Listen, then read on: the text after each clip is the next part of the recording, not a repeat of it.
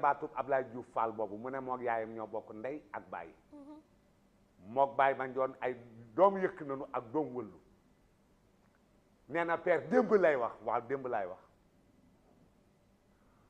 Rose Ndoy Mambaara Ndoy mooy baayam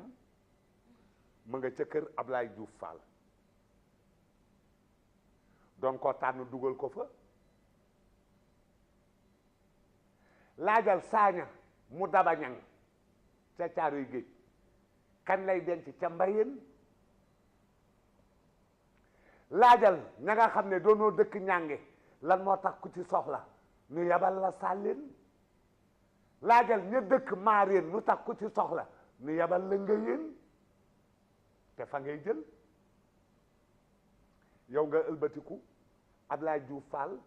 maam Lamine Fall di sa nijaay nga dugg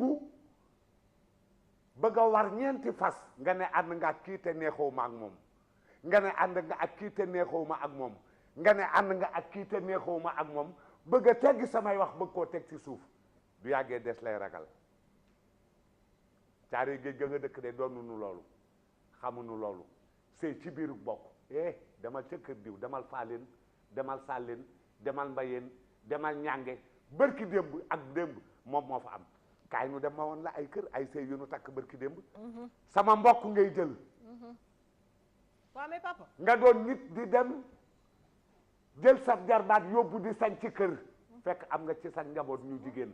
nga denc leen ngir ëllëg nga jox leen ko ndax da ngay bëgg saw xeet dëgg la baay naarub darmanko mbàkke mbàkke séeréer ak ceddo daan nañu wax naan dinañu fonk lool seen bopp ba doonoo raciste ba sunu sañoon du ñu génn fenn seen biir rek désolé yéen laay waxal de waxuma ak moom de c'est révolu ñii dama leen a dépassé c'est révolu barke Cheikh Ahmadou Khadim ñii dama leen a dépassé c'est révolu li ngay wax papa je suis toogal désolé ma laaj la parce que dafa am benn point bu ma bëgg non moom kay na dal rek ni mu war a dalee na dal ni ma dee na dal ni mu war a dalee mu ne caare géej laa dëkk jarbaatam Ablaye Diouf Fall la di waxee nii ubbil téléphone yi bu téléphone yi ubbee ko ku wax non nga ne doo ko sa ubbi mbokk la téléphone yi ñii laa gën a bëgg classe bi laa gën a bëgg ku wax nga ne ko sa mbokk la exemple firnde laa koy wan damaa dox sportif dafa sa jafe damaa dox ubbil sportif moo jafe non ubbil je suis sport moi ñi dugg ñëpp mais tu amul n'es pas kenn ku ci sportif ànd ak man même sama mbokk mi dëkk caare géej àndul ak man lu dul ku góor kii waaw am nañ ci léegi droit mais da ngeen may déglu am nañ ci droit mais da ngeen may déglu bëgg ku la déglu yow mais da ngeen may déglu ok déglu nañ la waaw lu dul kii góor ki dugg léegi moo wax ak yàlla te sunu borom tax ne ma bul dellu ginnaaw bul teggi tànk ndax li nga wax kenn mënu ko yow koy ubbil mbàkke naam si yow daal yaa fi feeñ la mbokk mbàkke naam si naam yaa fi feeñ la mbokk de yaa fi feeñ la mbokk bàyyil jàmbur prospère bàyyi leen jàmbur il prône la violence papa bàyyi leen jàmbur mën nga yarte doo dóor man daal li ma leen di ñaan vous les téléspectateurs léegi xam nga lan la ñuy def papa non xaw ma ko te eggalewu ma lii may wax damaa wax léegi benn baat ñëpp dugg dal sama kaw non il n'écoute pas non mais léegi gis ngeen Sofia di ma ruube kii di ma ruube kii di ma ruube li may ñaan mooy man sama lépp ci këru àdduna nu personnaliser ma moo ma gënal lu ma mën a am d'accord te su soobee yàlla par A ou B lii dafay deñ sama émission bopp wala ma quitté d'accord waaw reetaanal d'accord dama ne sa ñooñu lay woo naan la comme góor gi day dem man je suis présent ñooñu woo leen ne leen nu jege bugaan ndax man lii mënu ma cee dëkk mënu ma ne ñu may jël ci beneen image te am ñu ma mën a personnaliser ñoo xam ne gin naa ci barke borom Tuubaa mënumaa dëkk ci lii d'accord papa barke borom Tuubaa mënumaa dëkk ci lii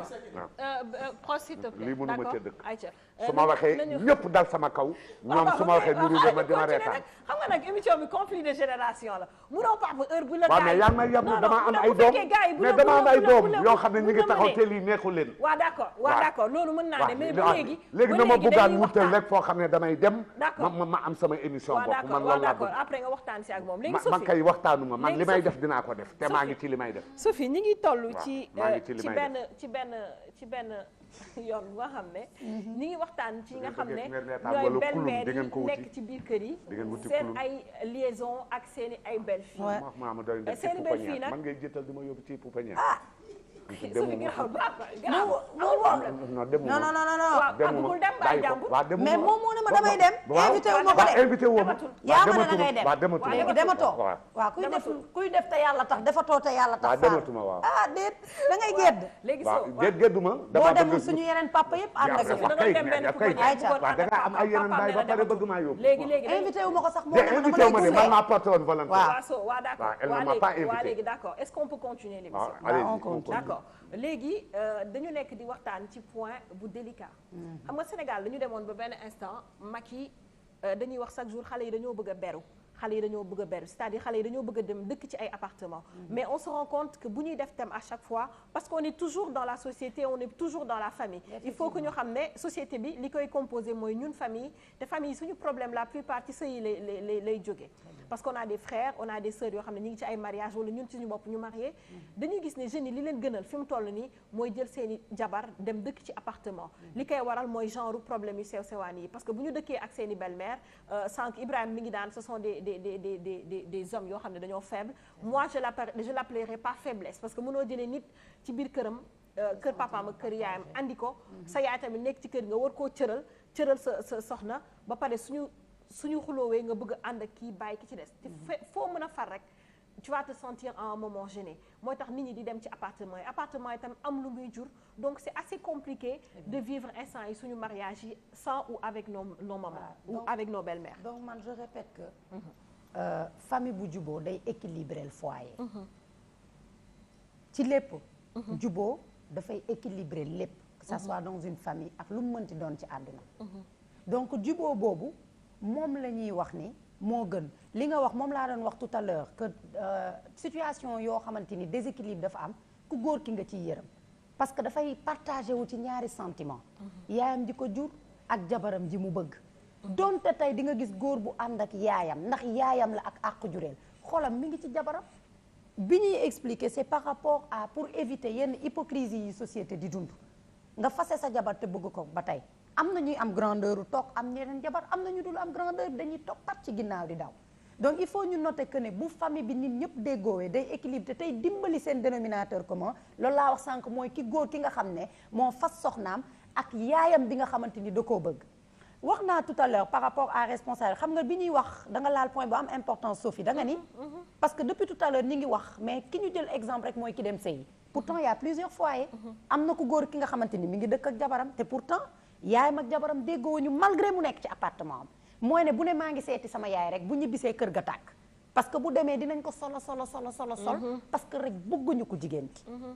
am ñi nga xamante ni dañoo tukki bàyyi seen soxna ak seeni yaay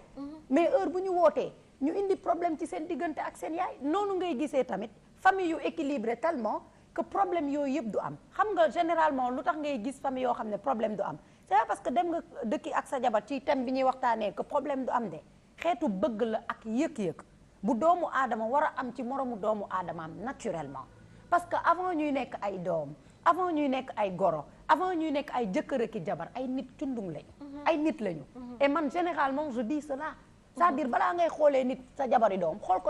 ko ci nit rek boo ko xoolee ci nit kese di nga ko yërëm di nga ko uuf balaa ngay xoolee nit sa yaayu jëkkër boo ko xoolee comme nit rek di nga ko yërëm ci mag gi mu doon te di nga ko ormal ci mag bi mu doon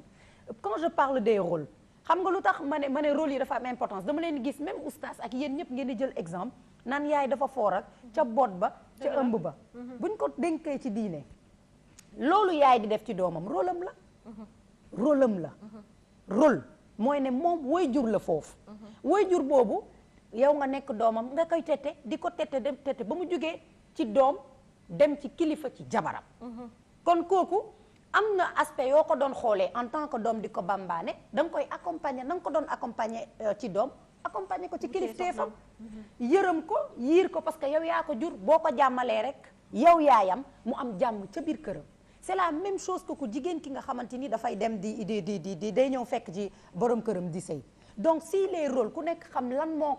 fay parce que ñi ngi mélangé ki ëmb juróom-ñeenti weer jur doomam la bànneexu jur dab na ko après yar doomam ba mu màgg joxe ko mu kilifa nga ëmb sa doom nekk jigéen nga joxe ko mu dem sëy mais léegi généralement njaboot ji dañ koo def fonds de commerce il faut dire les choses telles qu'elles sont li may woowee fonds de commerce mooy belle-mère yi dëgg la mari la ñu wax mais dinaa xaw a brosse tuuti loolu da ngay gis jigéen mel ni mu war a mel toll ci sëy ni la yaay kii laa bëgg nga ne ko amaluma benn njëriñ yow belle-mère bi bëggoo sa goro bu góor parce que amul njëriñ donc tegoo ko ci njureel tegoo ko ci dara da nga koo teg ci am-am la et vice versa yow da nga naan bëggoo ko jigéen ki nga xam ne sa doom bu góor da koo fas comme soxna ci ay loo xamante ni ci sa bànneex la te loolu noonu yëpp c'est des choses à éviter parce que ginnaaw culture dañu ne diine c'est-à-dire tu ne peux pas bañ nit wala di dàq nit ci say bëgg-bëgg kase su fekkee da ngaa yor doomu jàmbur mu ñëw dugg ci sa kër wala sa doom fas ko comme soxna y a un comportement au préalable bi nga xamante ni war nga koo am ak moom te yàlla rek a tax léegi suñu jugee ci mariage nga dem ci diine culture mën na la may ngay tànn sa soxna ci sa biir xeet bañaluñ la ko dee culture may na la ko mais bi diine ñëwee dafa universaliser lépp daf la wane ne man awma xaaj ak seen nay wax ashadu an la ilaha illallah wa ashadu anna muhammadan rasulullah mët na jabar wala mët na jëkkër xam nga lu ñu xam nga lan la ñu war a def di gëm yàlla di jiital alal munul nekk wala di gëm yàlla di jiital leneen lu dul yàlla soit dañuy gëm yàlla wóolu ko jiital ko di mu ñuy maanaam lu ñuy jëf rek ñu jiital ko ci moo gën cas de figure yi ñuy dégg yépp ci lan la ñuy basé généralement su entente amul plateau la ñu ne on parle ak tout le Sénégal te am na ñoo xam ne boo leen ne respectel sa jabar wala respectel sa belle-mère wala respectel sax jigéen bi ñëw say si kër gi ñu ne non kii day prono yaafus du loolu dañ na la respectel nit kase am na góor yoo xam ne bu doon seen sago ñu naan la jabar ji dafa war a prier dafa war a raam loolu la ñuy bëgg di dégg ndax genre mbindeef yi leen yàlla bind lañu ils pensent que toute la vie et toute leur vie nit ki dafa war a nekk jaam et ce n'est pas ça su la yàlla dimbalee ba nga mët kilifa tànn soxna tëb ñëpp takk ko moom it mu mët soxna tëb ñëpp sëy ak yow da ngeen war a équilibrer seen foyer yeneen paramètres yi nag ñu def la part des choses nday la fa laay daanele yonent bi dañ ko laaj sa papa ak sa yaay yàlla ni ko ñetti yoon sa yaay donc mënuñu sax tëkkale soxna ak jabar mais quand même il faut faire la part des choses kële da nga koo tànn di ci jaamu yàlla kële da nga judd ci moom di ci jaamu yàlla pour rejoindre si tu fais la part des choses tu peux avoir un foyer équilibré. D'accord, Ibou. Je rejoins tout à fait Sophie, c'est-à-dire que la part des choses c'est important dëgg la yaay du lenn yaay du dara amul morom man sama bopp man du ma tëkkaleeg dara sama yaay mais le fait de ne pas faire la part des choses c'est ce qui amène beaucoup de problèmes c'est-à-dire jëkkër dina xër tellement ci yaayam ba nga xamante ni day jaar à côté je m'explique diine dafa ni bu fekkee benn 2000 francs moo fi nekk 2000 francs bi nga war a sax am ñaari kër sa yaay yónnee ne demal par exemple ci kër Prospère ne ko tey de cin amu fi nga des par exemple benn 2000 moo fi yor moom nga war a togg sa kër tey boo laajte woon góor yu bëri nan ngay def 2000 francs boobu noonu dan lañ naan sama yaay laa koy jox toog alors que l'islam daan na la 2000 francs boobu sa jabara ko moom et di nga ci gis ñoo xamante ni porté nañ tellement leur maman dans leur cœur que le fait de ne pas faire la part des choses moo leen di yóbbee loolu malheureusement donc ce qui revient à dire que sànq damay rejoindre damay dem ci père ne ko père dafa tàmbali mu ne man tey bu ma lay yebal dama la naan damal kër Prospère wala nga dem kër Vito tànn kër ni waxin la rek mun na nekk nijaay ñoom ñaar waaw mbokk damal ci kër mbokk waaw léegi boo demee ci kër mbokk da ngay yebale ndax mbokk waaw dëgg la teddu waaw moo ma gënal moo la gënal waaw su ma ko mënee am waaw te defe naa par exemple du lu nga xamante ni mooy essentiel bi dëgg parce que su fekkee par exemple tey dañ la yebal kër mbokk goo xamante ne dem nga fa yar amu fa waaw moom laa bëgg waaw diine amu fa su ma ko mënee am leneen lu nga xamante ni mën nañu nawee waa kër gi amu fa tu passes tout à fait à côté parce que yàlla defe naa bi muy wax mooy li ñu wax sëy leen tànnal bu la neexee ci alal tànnal ci diine tànnal ci jikko tànnal ci askan waaye mu ne bi ma ci gënal mbokk déedéet diine man laa wax waaw yow bu la neexee yow donc ce qui veut dire que le fait de ne pas faire la part des choses amène tellement de problèmes que à la fin pour résoudre affaire yi dafay daal di jafe benn bi nga xamante ne tout à l'heure damay rejoindre tuuti Prospère ci li mu wax dëgg la parce que à un moment donné il faut que par exemple ñu mën di respectante di joxante cër parce que tey man tamit damaa jàpp ne yaay yi nga xamante ni ñoom la ñu fekk si biir kër gi yaay yooyu dañoo war a boot bu ñuy boot nag ñaar ñëpp la ñu war a jël boot leen en fait ñoom ñooy régulatrice su sax ménage yi mais bu ñu demee ba nga xamante ne yaay bi nga xamante ne xëy na tey dafa fekk ba nga xamante ne moom la père di wax jikkoom safaanawul ak jikko bu nga xamante ni jikko yarkat la safaanawul jikko bu nga xamante ni jikko tette la lu dul par exemple dafa nekk yaay boo xamante ni dese na am orma ba ñu xamante ne jël la jox la doomu jàmbur doo ko mën a téye ni nga ko war a téye waxuma ko loolu dama ko ne nag tey ki ngay boot na fekk ngay boot koo xam ne yorul béjjënu du mbaax loolu laa wax de néew ma yaay ju safaanoo man kilifa du ma ko jël di ko wàcce di jël doom di ko teg ci kaw ki ngay boot yàlla bu mu am béjjënu du mbaax man dama làq doom man dama jox dëgg mukk doom ci kanamu way jur firil béjjéenu juma ma firil béjjéenu juma yow sama ne ma firil la ko waaw sama gone yii di ma déglu de waaw su ma la ne day firil béjjéenu jumbax yàlla bu ma gisee borom Tuubaa waaw yow ngay nelaw ba xamoo li may wax déedéet dama la bëgg parce que firilu ma la firil ko dafa am dégg dégg yoo xamante ni yow sama xale yi gën a tuuti ñoo la mën xam nga bu may wax du man maay wax man maa tax may wax ñoo la mën xam nga bu may Sophie su may wax waxewu ma par exemple xam naa bu baax fi muy waxee déedéet xam naa bu baax fi muy waxee papa toogal tuuti parce que dama bëgg déedéet dama bëgg waaw léegi man maa lay firil ba waaw léegi dafa ndànk léegi waaw dañu dégloonte comme téléspectateur yi waaw papa non bul ma mocc